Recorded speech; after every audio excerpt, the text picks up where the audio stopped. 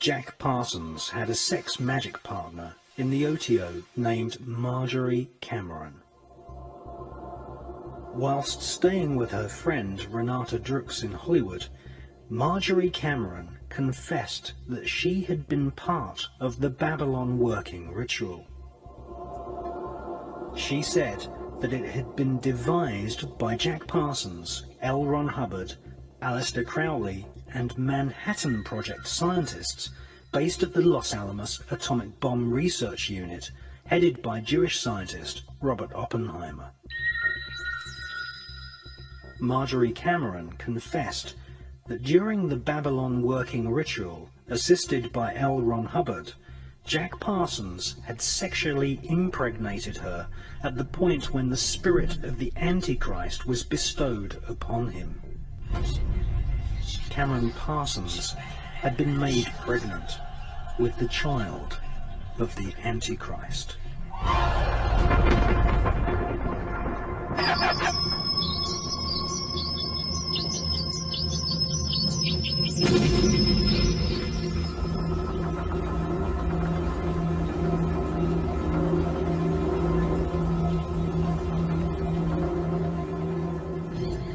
They were breeding what the Kabbalah describes as a golem, or a golem.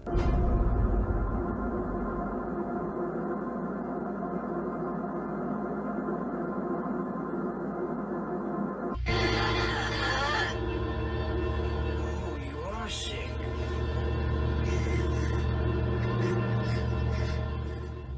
A golem is an artificially created humanoid, usually made from dead human body parts, which is animated by the magician chanting incantations and mantras.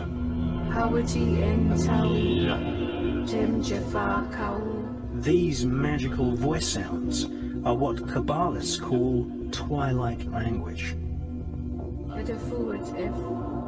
Isaac Bashevis Singer, winner of the Nobel Prize for Literature, once wrote, "The Kabbalah teaches that dead matter is not really dead, but can be brought to life as a golem by chanting mantras. The Talmud speaks of Rabbi Rava, who had the power to create golems. We are living in an epoch of golem makers right now." Interestingly, the devil in Rosemary's Baby is played by none other than Anton LaVey, founder of the American Church of Satan.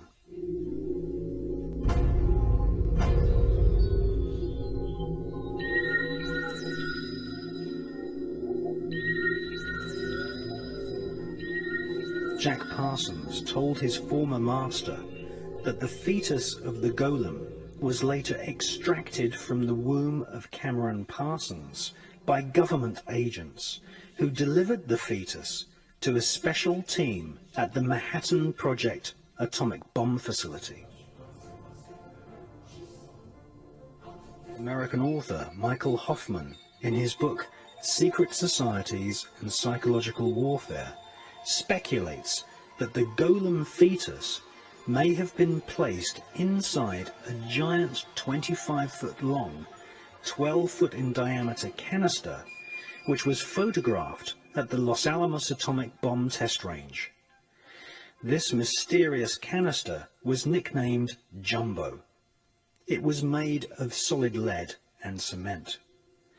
It is conceivable that the fetus was placed in the center of the canister and then irradiated with the blast of the world's first atomic bomb, thus infusing the demon child with what Kabbalists call the demonic force of atomic fire.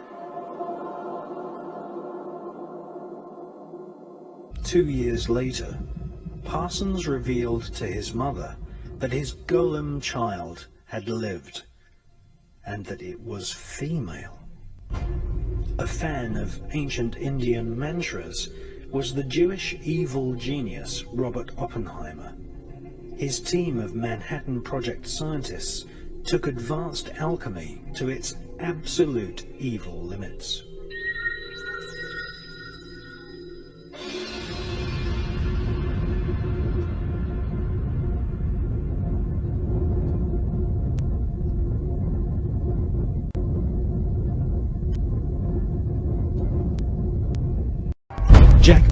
Parsons revered the English Satanist Aleister Crowley, and eventually became the leader of one of Crowley's secret cults called the O.T.O.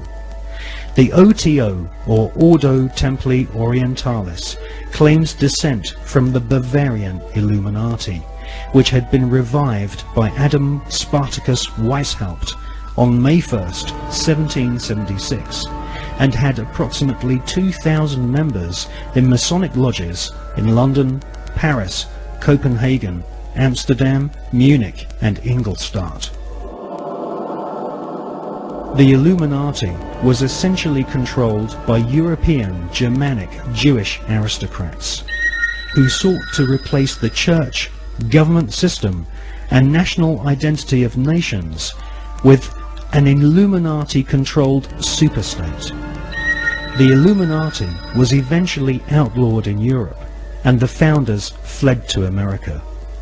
They then fragmented their maverick secret society into fraternities operating from the campuses of Yale, Harvard and Princeton.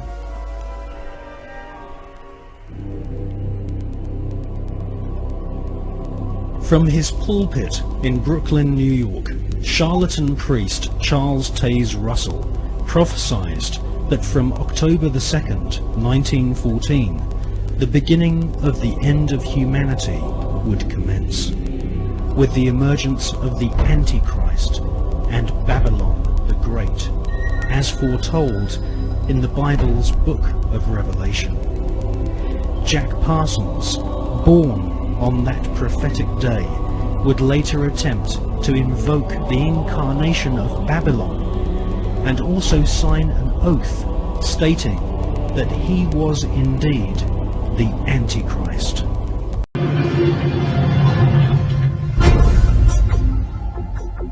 During the 1930s and 1940s, the O.T.O Lodge in California was headed by a brilliant young rocket designer called Jack Parsons. Jack Parsons developed patented rocket technology which is still in use by NASA to this day. NASA named a crater on the dark side of the moon in honor of Jack Parsons. Jack Parsons worked during the day to develop rocket propulsion systems which would serve NASA's space program, which was controlled by ex-Nazi SS officers such as Werner von Braun, who had been brought to the USA by the CIA's Project Paperclip. At night, Jack Parsons would hold sex magic rituals in his house in Pasadena and initiate fellow scientists at the Los Alamos Atomic Bomb Laboratory.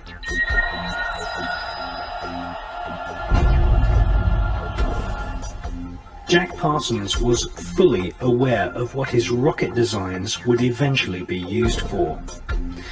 Not far from Jack Parsons' rocket lab in Pasadena, Robert Oppenheimer was building the world's first atom bomb, which would be exploded at Los Alamos. IWAS also gave Crowley a code, a cipher, which is being used by some ufologists in their continuing efforts to decode some UFO contactee experiences. And I have no experience whatever with the use of that, so it's merely part of the record. Here's where things get very curious.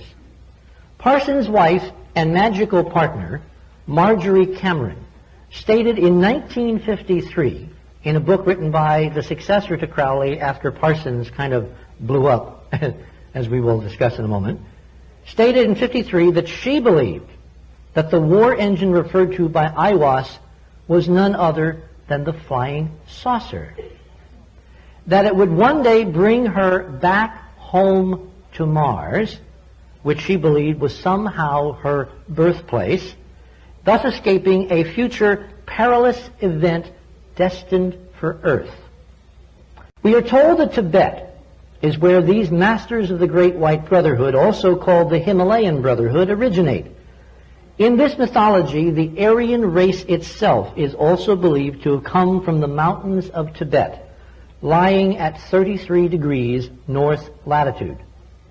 Strange but true, Roswell, the UFO crash in 1947, Mount Palomar, the largest post-war observatory, Rancho Santa Fe, Heaven's Gate, White Sands, the first A-bomb test, Nagasaki, Japan, the second A-bomb dropped, and Baghdad, Iraq, highlight, of course, of the Gulf War, and Phoenix, Arizona. The Phoenix Lights moving across the city at 19.5 degrees, and Dallas, site of the Kennedy assassination, are all at 33 degrees. Incidentally, Santiago, Chile, which lies at 33 south, where the anomalous NASA UFOs on the STS-80 video were initially filmed, is also apparently an interesting part of this pattern, which we'll lay out in more detail when we produce the video.